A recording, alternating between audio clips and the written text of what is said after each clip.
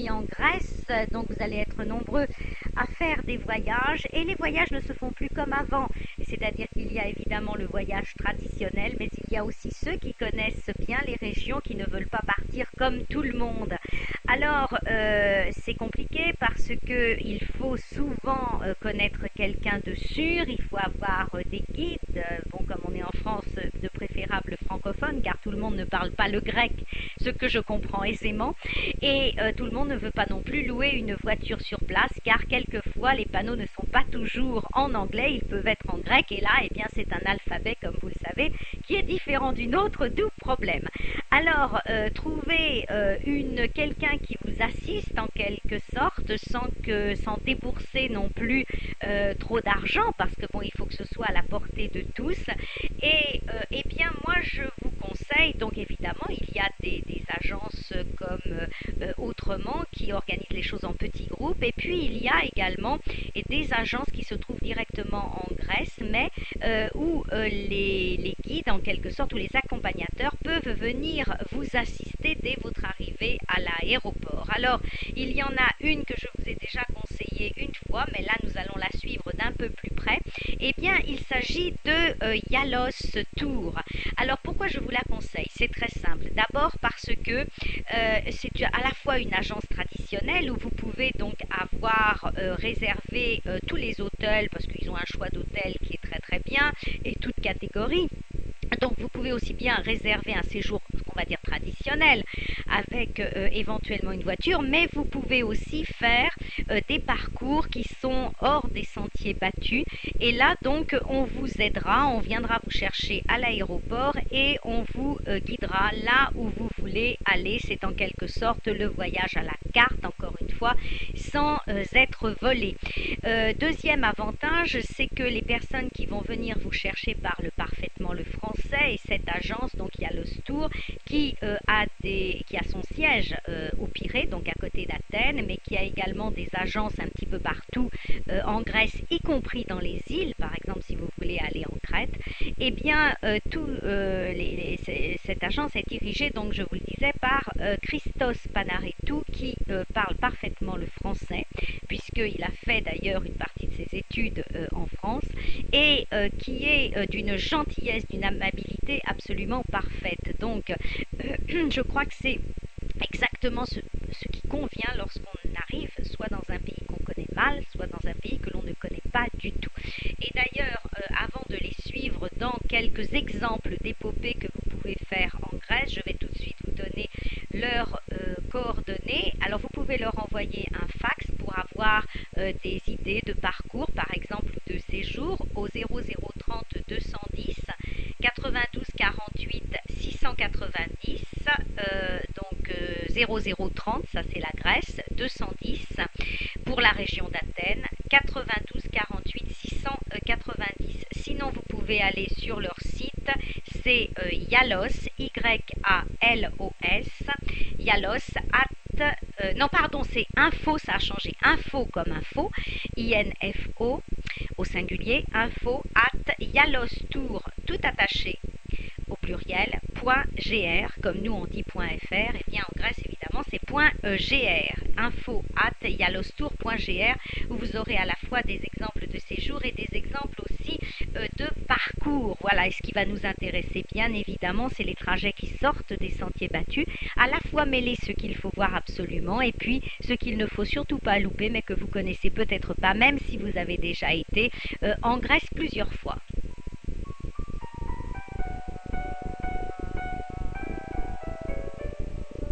Nick est un guide, le meilleur sans doute qui existe actuellement sur le marché, si je puis dire, c'est Yalos Tour. Je les ai rencontrés à Athènes, puisque leur siège se trouve au Pirée, mais ils sont stationnés, si je puis dire, également dans toutes les régions maintenant, en Grèce, y compris dans les îles. Alors, leur parcours, eh bien, ça peut être un parcours fait sur mesure.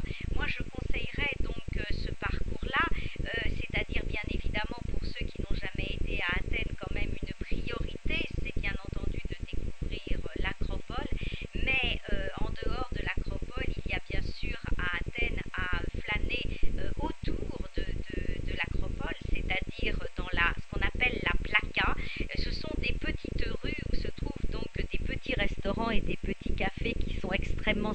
magnifique. En plus, Athènes, cette région, ce quartier d'Athènes a été entièrement refait, il est complètement piétonnier, donc c'est vraiment extrêmement agréable de redécouvrir toutes ces petites rues qui vous permettent de vous acheminer à la fois sur l'acropole bien sûr, mais aussi d'aller vers l'ancienne agora. Donc l'acropole c'est bien, je le dis toujours, c'est à voir avec ses propylées, avec son temple qui est toujours en restauration, avec bien sûr le temple d'Athéna qui se trouve à l'intérieur, mais il ne faut pas se contenter de l'acropole, il faut aller flâner derrière et aller là découvrir ce qu'était avant l'agora, c'est-à-dire l'ancienne place publique où se réunissaient les hommes politiques, et puis surtout, alors quelque chose qu'on ne va quasiment jamais voir parce qu'on va au musée de l'acropole qui est très bien, mais on oublie le musée de l'agora. Alors musée de l'agora, il est peut-être un petit peu moins impressionnant, mais il y a des pièces de la vie quotidienne des Grecs de l'époque du 5e siècle avant Jésus-Christ qui sont tout à fait passionnantes. On a retrouvé même des pièces que l'on a, des objets que l'on a vus nulle part ailleurs. Alors je pense notamment à des biberons en argile, à des sièges pour bébés qui sont eux aussi en argile. On a retrouvé des haltères pour faire du sport. On a retrouvé un tas de petits objets. On aurait pu en trouver bien plus, mais malheureusement, bon, ils étaient les autres étaient en très mauvais état. Mais des petits objets de la vie quotidienne. Et puis on a retrouvé aussi quelque chose de particulièrement attachant. C'est un morceau de poterie, probablement un bol sur lequel on peut lire le nom de Périclès. C'est quasiment le seul endroit malheureusement où on lit encore le nom donc de cet homme politique qui a initié en quelque sorte la démocratie grecque. Alors en dehors de l'agora, donc il ne faut pas oublier, eh bien il faut après donc continuer toujours à travers les petites rues de la Plaka jusqu'au céramique. Alors le céramique, quasiment personne ne va le visiter. Alors c'est intéressant parce que c'est quand même l'ancien cimetière, c'est un peu comme si vous alliez au Père-Lachaise, c'est l'ancien cimetière des notables, on va dire des notables d'Athènes. Alors ce qui est intéressant, c'est bien sûr de voir de toute façon comment étaient faits les tombeaux et les sépultures, mais également de retrouver des stèles où il y a eu des inscriptions qui nous renseignent donc sur la vie de ces hommes importants, que ce soit des généraux ou que ce soit des philosophes.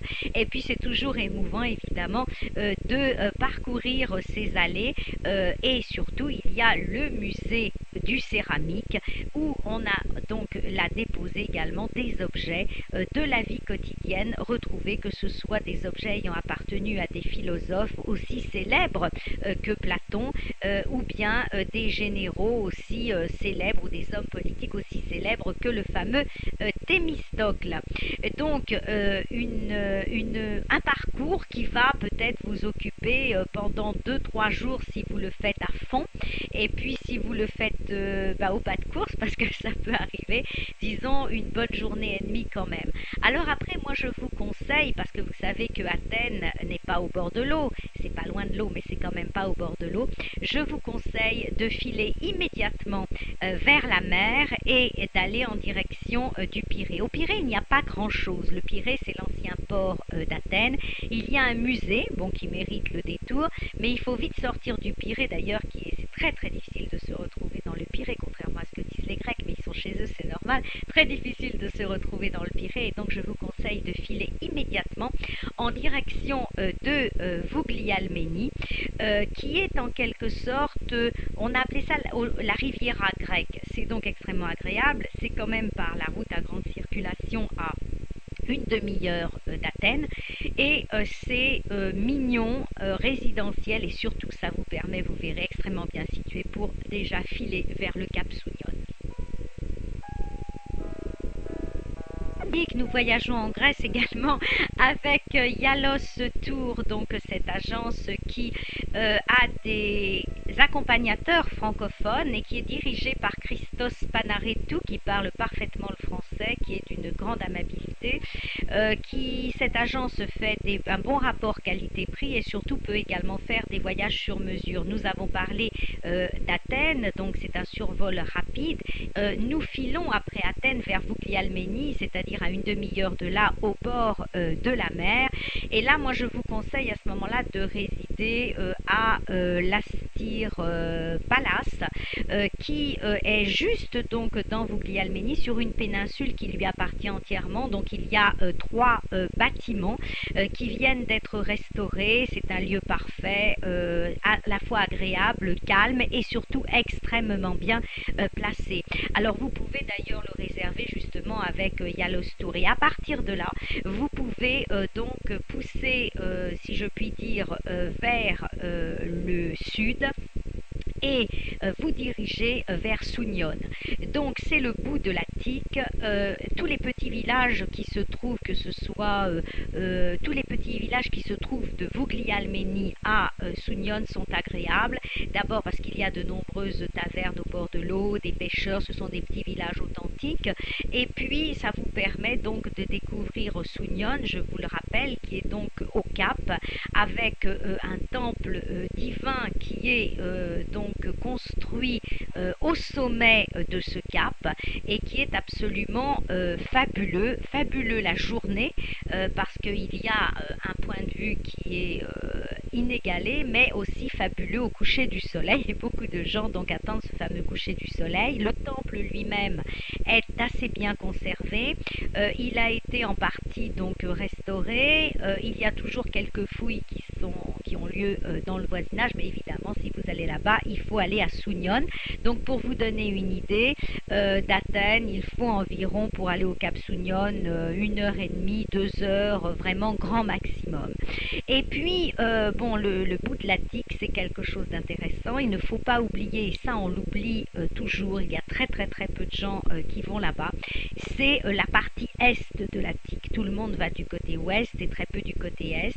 Et là vous pouvez partir, donc là encore de Vouglialmeni, traverser l'Attique qui est quand même en largeur assez étroite, et vous dirigez vers Vraona.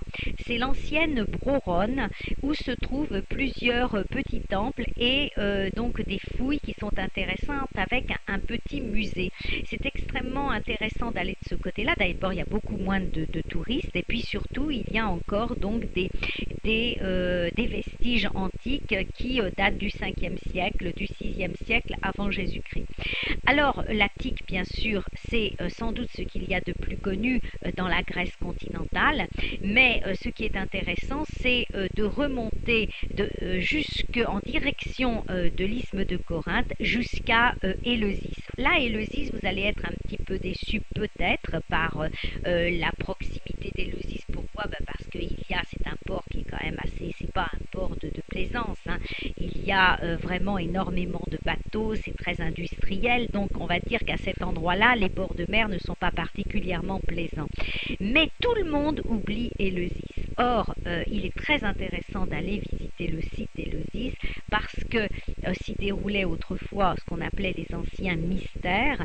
C'était des processions, des cultes qui étaient rendus donc aux dieux, et il s'y déroulait en quelque sorte des fêtes qui sont quelque peu mystérieuses, puisque les femmes normalement étaient exclues des mystères d'Éleusis. Les quelques femmes qui ont voulu assister au mystère en se déguisant en homme ont été tuées ou condamnées, enfin bref, il était donc impossible pour une femme de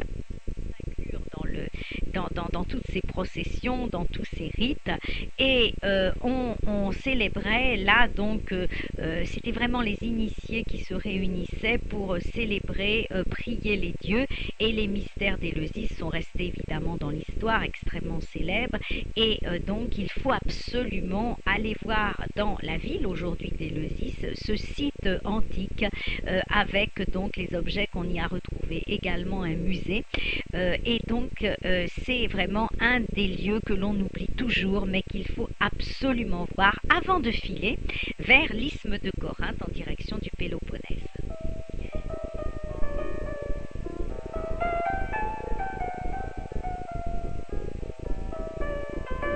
Et nous parlons de la Grèce, pardon, aujourd'hui.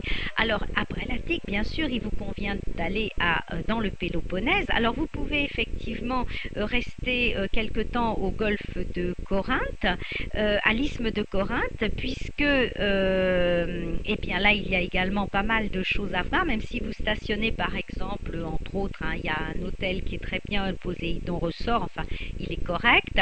Eh bien, il est surtout magnifiquement bien placé, parce qu'il se trouve juste en face de Corinthe. Donc, si vous voulez aller à Corinthe, vous y êtes en 10 minutes. Et là aussi, vous pouvez avoir affaire donc à l'agence Yalos Tour dont je vous ai parlé, bien sûr, et qui peut vous organiser donc des excursions ou des expéditions. Alors, dans des endroits qu'il ne faut pas louper, les endroits les plus connus comme Épidore, comme faire le tour de l'Argolide, par exemple dans le Péloponnèse, mais il y a également des endroits un petit peu moins connus. Je vous conseille d'aller à Némée où se déroulaient d'anciens jeux athlétiques, des jeux qui étaient l'équivalent des Jeux olympiques. Alors Némée, c'est tout simple puisque maintenant eh bien, il y a des routes à grande circulation. Il suffit donc de prendre la direction du sud et à un moment donné vous avez une sortie à Némée. Personne ne s'y arrête, c'est un endroit absolument sublime et surtout vous avez un stade dans une excellente conservation.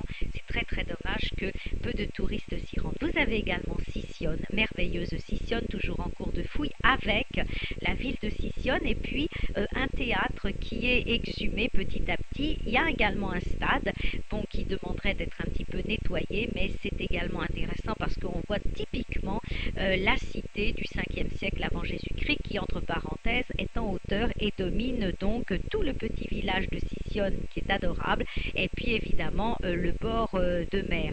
Donc il y a Sicyone à ne pas louper, il y a Némée, je vous ai parlé d'Épidore. Quand vous faites le petit tour le grand tour pardon de l'Argolide, vous avez la possibilité d'aller jusqu'à l'île d'Hydra ou bien l'île de Spétsé, formidable, île de Spétsé, adorable, qui de la pointe de Porto Heli est accessible en taxi-boat, en taxi bateau, donc taxi vedette, en 5 minutes, même pas, vous êtes dans l'île de Spétsé et vous pouvez donc retourner facilement sur le continent. Et puis il y a évidemment un tas d'îles comme Poros que j'aime particulièrement, quasiment vous pouvez aller à la nage dans l'île et c'est absolument fabuleux. Ce sont des îles quelquefois où la voiture est interdite, on prend un vélo ou bien on circule donc juste dans un endroit de l'île, le reste étant plus ou moins sauvage. Donc bien sûr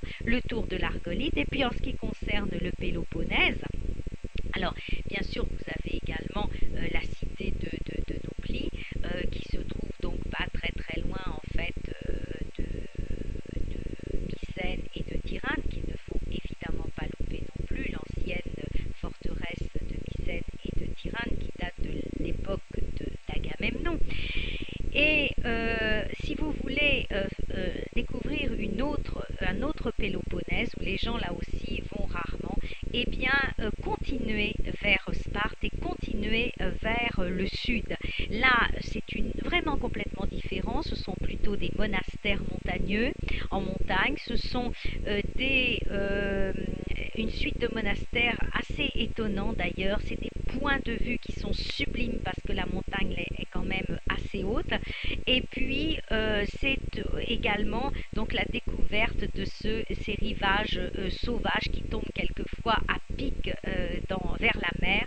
Et là aussi c'est absolument passionnant. Bien sûr vous pouvez faire un tour à Sparte et bien sûr allez surtout voir comment était célébré le dieu du soleil Mitra.